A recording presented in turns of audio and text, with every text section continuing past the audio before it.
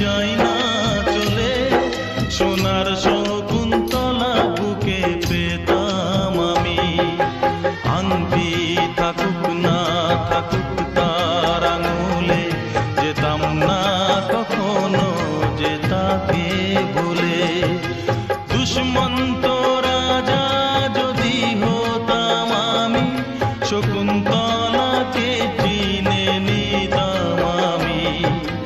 আংটি থাকুক না থাকুক তার আঙুলে, যেতাম না কখনো যে তাকে ভুলে।